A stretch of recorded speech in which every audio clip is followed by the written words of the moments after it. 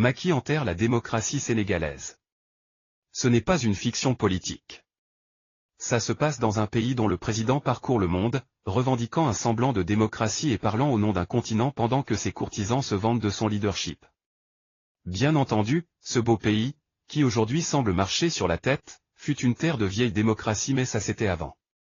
Depuis quelques années, dans cette jadis vitrine de la démocratie en Afrique, on emprisonne à tour de bras les jeunes gens un tant soit peu critiques vis-à-vis du pouvoir en place. Ils s'appellent Falla Fleur, Hamidia, Bintaleb Sow, Yargassi, Diop Tef, Vito Der Mister Diouf, Mam Paté, Ernest Dieng, Pape Abdoulaye Touré, Karim Kromksak et d'autres anonymes.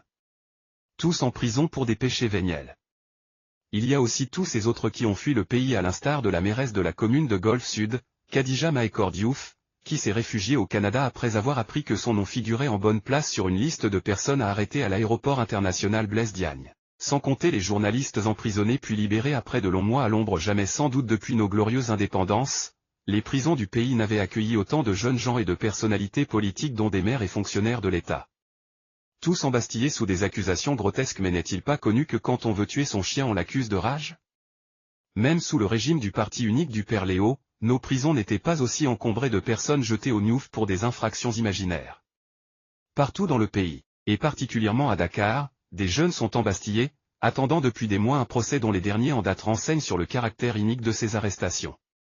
Falla Fleur a séjourné plus de 6 mois en prison avant de bénéficier d'une condamnation de 3 mois.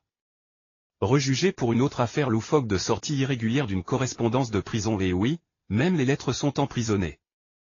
Elle a écopé de 10 jours de prison ferme. D'autres ont commis le crime de se trouver tout près du domicile du leader de l'opposition. D'autres encore dans des lieux jugés sensibles, comme ces jeunes qui filmaient en toute innocence les murs de la prison de Rebeuss, ou d'autres dont le tort a été de suivre le cortège de Oscar Sierra. À ce rythme, dira-t-on du Sénégal, comme en ce qui concerne Gaza, que c'est une prison à ciel ouvert?